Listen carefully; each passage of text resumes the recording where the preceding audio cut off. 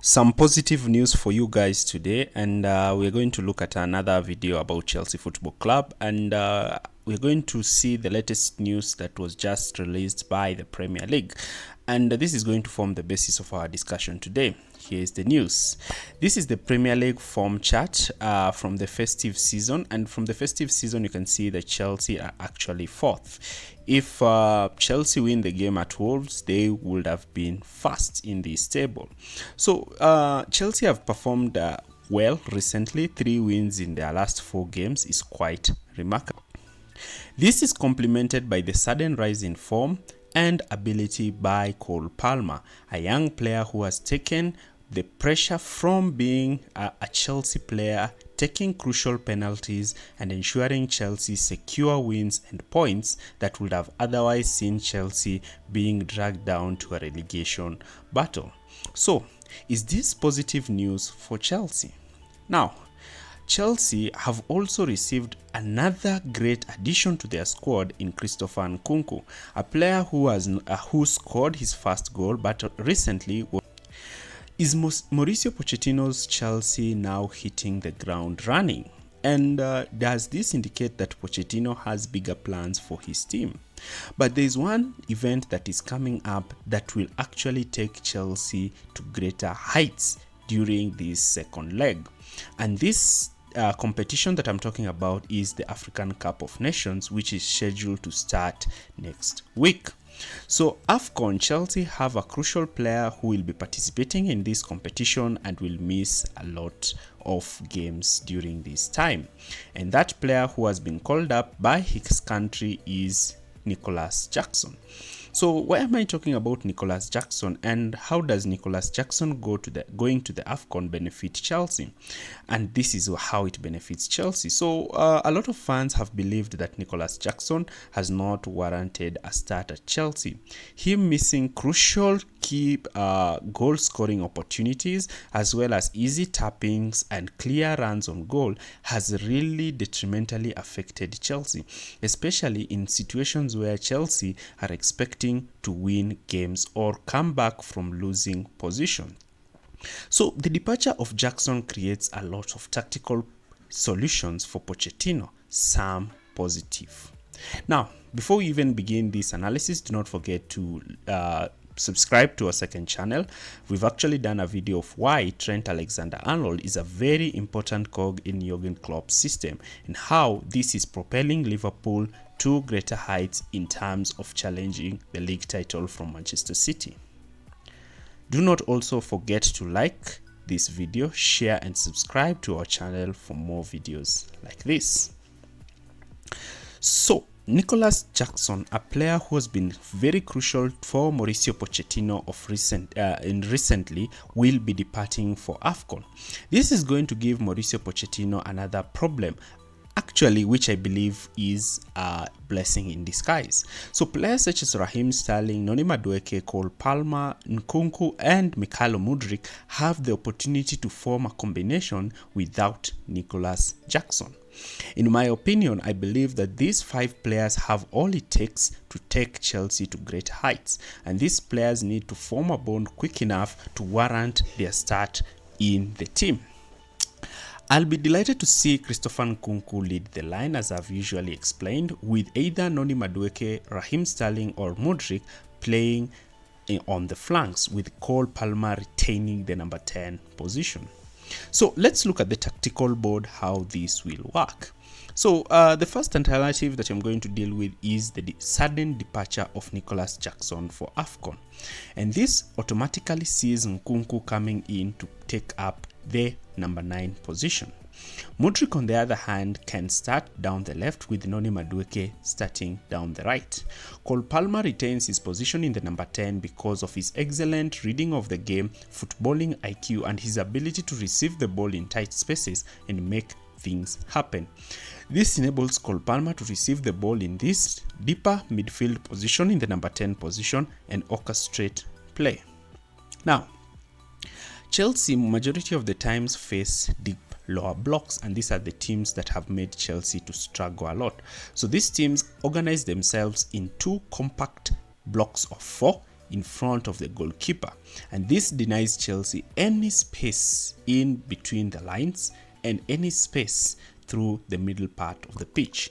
So how does Mauricio Pochettino adapt his team to this system? Number one, the use of fullbacks. And fullbacks, this might include Malo Gusto and Ben Chilwell, who's actually returning from injury.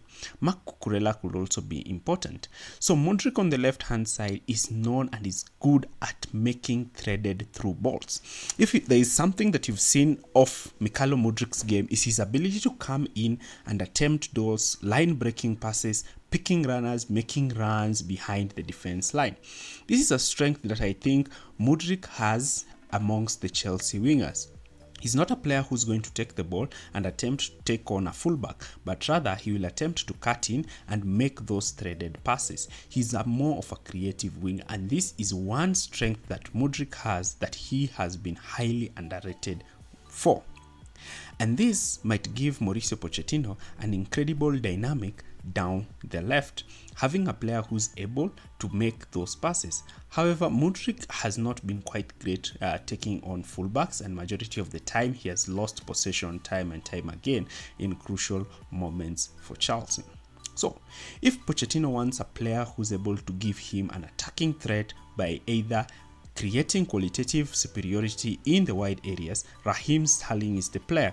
Raheem Sterling takes the ball and likes to engage the fullback. Raheem Sterling likes to make runs, dribble past fullbacks, attempt some crosses from the wide areas. So Raheem Sterling offers a lot starting down the left.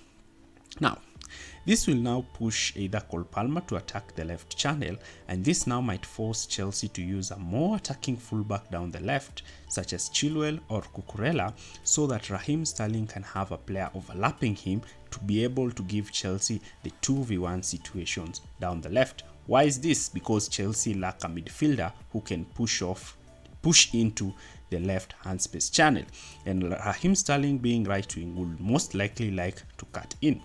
However, the situation here is that Pochettino likes his team to attack down the right, and this is where Noni Madueke comes. So Noni Madueke is among the best dribblers of the ball at Chelsea.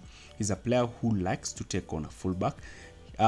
Recently he has improved. Of late he's cutting in, but before he used just to dribble heading towards the byline and attempting a cross.